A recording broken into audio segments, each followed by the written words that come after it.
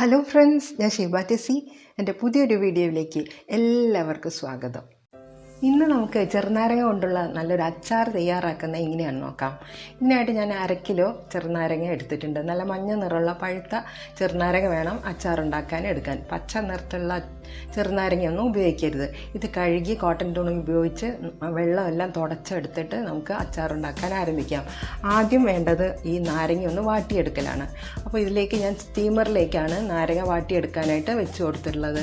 ഒരു 8 മിനിറ്റ് കഴിയുമ്പോഴേക്കും ആവി കയറി നാരങ്ങയെല്ലാം നല്ല സോഫ്റ്റായിട്ട് വാടി വന്നിട്ടുണ്ടാകും. അപ്പോൾ ഇനി ഇത് നമുക്കൊരു പാത്രത്തിലേക്ക് തണുക്കാനായിട്ട് മാറ്റി കൊടുക്കാം. നാരങ്ങ വാട്ടാനായിട്ട് വേറെയും കുറേ പ്രോസസ്സ് ഉണ്ട്. തിളച്ച വെള്ളത്തിലേക്ക് ഇട്ട് ഒരു 8 മിനിറ്റ് നേരം മൂടി വെച്ച് കഴിഞ്ഞാൽ അങ്ങനെയും നാരങ്ങ വാട്ടിയെടുക്കാം. അപ്പോൾ ഞാൻ സ്റ്റീം ചെയ്തിട്ടാണ് വാട്ടിയെടുത്തിട്ടുള്ളത്. ഇനി തണുത്ത ശേഷം നാരങ്ങ ഇതുപോലെ പീസസ് ആക്കി മുറിച്ചെടുക്കുന്നുണ്ട്. വലിയ നാരങ്ങ ആയതുകൊണ്ട് ഞാൻ 8 പീസസ് ആയിട്ടാണ് ഓരോ നാരങ്ങയും മുറിച്ചെടുത്തിട്ടുള്ളത്. ഇനി ഇതുപോലെ മുറിച്ച് കഴിഞ്ഞാൽ നമുക്കതൊരു പാത്രത്തിലേക്ക് മാറ്റി കൊടുക്കാം. ഞാനിവിടെ എല്ലാ നാരങ്ങയും മുറിച്ച് കഴിഞ്ഞിട്ടുണ്ട്. അതൊരു പാത്രത്തിലേക്ക് ഇട്ട് കൊടുത്ത് ഇനി അതിലേക്ക് നമ്മൾ ഉപ്പാണ് ചേർത്ത് കൊടുക്കേണ്ടത്. ഇതിലേക്ക് ഉപ്പ് ചേർക്കുമ്പോൾ കുറച്ച് ഉപ്പ് നന്നായിട്ടൊന്ന് പിടിച്ച് വരാൻ വേണ്ടി ഇത്തിരി മുന്നോട്ട് നിൽക്കുന്ന രീതിയിൽ വേണം ഉപ്പിട്ട് കൊടുക്കാൻ. ഞാനിപ്പോൾ ഇവിടെ 1.5 ടേബിൾ സ്പൂൺ ഉപ്പ് ഇതിലേക്ക് ഇട്ട് കൊടുത്തിട്ടുണ്ട്. ഉപ്പിട്ട ശേഷം എല്ലാം കൂടെ നന്നായിട്ടൊന്ന് മിക്സ് ചെയ്ത് കൊടുക്കണം. ഇനി ഒരു അരമണിക്കൂറോ അല്ലെങ്കിൽ 1 മണിക്കൂറോ ഒക്കെ മാറ്റി വെച്ച ശേഷം ഉടനെ തന്നെ അച്ചാർ തയ്യാറാക്കാൻ സാധിക്കും. പക്ഷേ ഞാനിത് ഒരു ദിവസം വരെ റെസ്റ്റ് ചെയ്തിട്ടാണ് ഞാൻ അച്ചാർ തയ്യാറാക്കാനായിട്ട് എടുത്തിട്ടുള്ളത്. അപ്പോഴേക്കും നാരങ്ങ നന്നായിട്ട് ഒന്നുകൂടെ സോഫ്റ്റ് ആകും. ഉപ്പെല്ലാം നന്നായിട്ട് അതിലേക്ക് ഒന്ന് അബ്സോർബായിട്ട് വരികയും ചെയ്യും. അപ്പോൾ അതുകൊണ്ട് ഞാൻ ഒരു ദിവസത്തേക്ക് ഇതൊന്ന് മൂടി മാറ്റി വയ്ക്കുന്നുണ്ട്. അതിന് ശേഷമാണ് ഞാൻ അച്ചാറുണ്ടാക്കുന്നത്. അപ്പോൾ ഇത് ഒരു ദിവസം കഴിഞ്ഞിട്ടുള്ള അച്ചാറിൻ്റെ ആ സ്റ്റേജാണ്. ഇപ്പോൾ നാരങ്ങയിലുള്ള ആ വെള്ളവും അതുപോലെ ഉപ്പും എല്ലാം നന്നായിട്ട് ഒരു ജ്യൂസി ആയിട്ട് വന്നിട്ടുണ്ട്.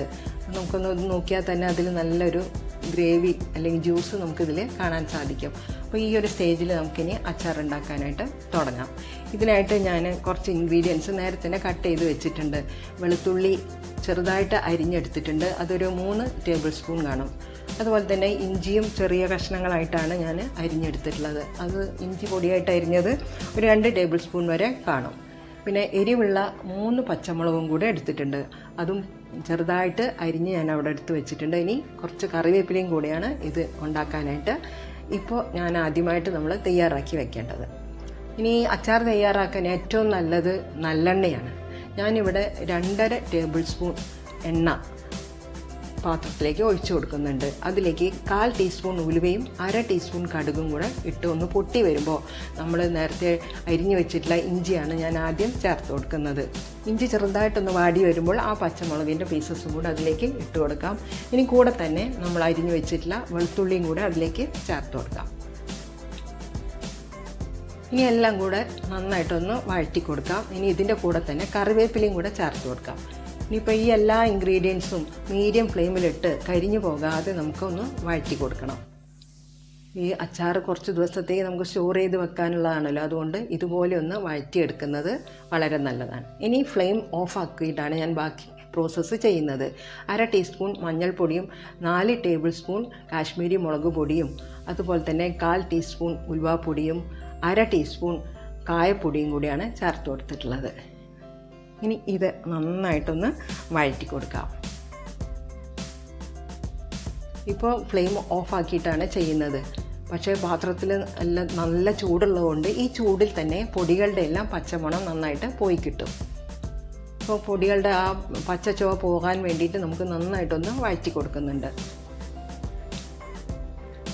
അപ്പോൾ പൊടികളെല്ലാം നന്നായിട്ട് വഴന്ന് വന്നിട്ടുണ്ട്. ഇനി അതിലേക്ക് ഞാൻ 2 ടേബിൾ സ്പൂൺ വിനീഗറാണ് ഒഴിച്ചു കൊടുക്കുന്നത്. ഈ സമയത്ത് നമ്മൾ ഫ്ലെയിം ഒന്ന് മീഡിയത്തിലേക്ക് ഓണാക്കി വെക്കുന്നത് നന്നായിരിക്കും.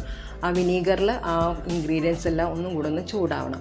ഈ സമയത്ത് നമുക്ക് എല്ലാ ടേസ്റ്റും കൂടെ ഒന്ന് ക്രമീകരിക്കാൻ വേണ്ടി കുറച്ച് പഞ്ചസാരയും കൂടെ ചേർത്ത് കൊടുക്കണം. ഞാനിവിടെ 1 ടേബിൾ സ്പൂൺ പഞ്ചസാരയാണ് ചേർത്ത് കൊടുത്തിട്ടുള്ളത്. അപ്പോൾ ഇനി ഇതിൻ്റെ ആ കയ്പുണ്ടോ അല്ലെങ്കിൽ എന്തൊക്കെയാണ് നോക്കിയിട്ട് വേണം നിങ്ങൾക്ക് പഞ്ചസാര ചേർത്ത് കൊടുക്കാൻ. ഇനി നമ്മൾ നേരത്തെ തയ്യാറാക്കി വെച്ചിട്ടുള്ള ആ ചെറുനാരങ്ങ കൂടി അതിലേക്ക് ഇട്ട് കൊടുത്ത് എല്ലാം കൂടെ നന്നായിട്ടൊന്ന് ഇളക്കി കൊടുക്കാം. ചെറുനാരങ്ങയിലേക്ക് ആ എരിവെല്ലാം കൂടെ നന്നായിട്ട് പിടിക്കണം. എല്ലാ ഭാഗത്തും ചെറുനാരങ്ങയുടെ എല്ലാ ഭാഗത്തേക്കും ആ മസാല പിടിക്കുന്നതിന് വേണ്ടിയിട്ട് നന്നായിട്ടൊന്ന് മിക്സ് ചെയ്ത് കൊടുക്കണം. ഇനി നമുക്ക് ഈ ചെറുനാരങ്ങ അച്ചാറായിട്ടുണ്ട്. ഇനി ഇത് നമ്മൾ സൂക്ഷിച്ച് വെക്കുന്നത് നല്ലപോലെ കഴുകി വെയിലത്ത് വെച്ച് ഉണക്കിയ കുപ്പികളിൽ വേണം നമ്മളിത് സൂക്ഷിച്ച് വെക്കാൻ. നല്ലെണ്ണയാണ് അച്ചാറുണ്ടാക്കാൻ ഏറ്റവും നല്ലത്. അപ്പോൾ ഇതുപോലെ എല്ലാവരും ഒന്ന് അച്ചാർ തയ്യാറാക്കി നോക്കണം കേട്ടോ. ഇനി കൂടുതൽ ഒരു മാസത്തോളം നിങ്ങൾക്കിത് സ്റ്റോർ ചെയ്ത് വെക്കണമെങ്കിൽ ഫ്രിഡ്ജിൽ സൂക്ഷിച്ച് വെക്കുന്നതാണ് ഏറ്റവും നല്ലത്. അപ്പോൾ എൻ്റെ റെസിപ്പി ഇഷ്ടമായ ലൈക്ക് ചെയ്യാനും അതുപോലെ ഫ്രണ്ട്സിനും റിലേറ്റീവ്സിനും ഒക്കെ ഒന്ന് ഷെയർ ചെയ്ത് കൊടുക്കാനും മറക്കരുത്. പുതിയ ഫ്രണ്ട്സ് ആരെങ്കിലും കാണുന്നുണ്ടെങ്കിൽ ഒന്ന് സബ്സ്ക്രൈബ് ചെയ്തൊന്ന് സപ്പോർട്ട് ചെയ്യാനും മറക്കരുത്.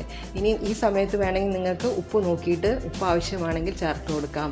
അതുപോലെ തന്നെ വിനാഗിരി വേണമെങ്കിൽ അല്പം ചേർത്ത് കൊടുക്കാം. ഇനി ചിലർ പുറത്ത് തന്നെ സൂക്ഷിക്കണമെങ്കിൽ നല്ലെണ്ണ ഒന്നുകൂടെ ചൂടാക്കിയിട്ട് കുപ്പികളുടെ മുകളിൽ ഒഴിച്ചു കൊടുക്കാം. അപ്പോൾ താങ്ക് യു ഫോർ വാച്ചിങ്.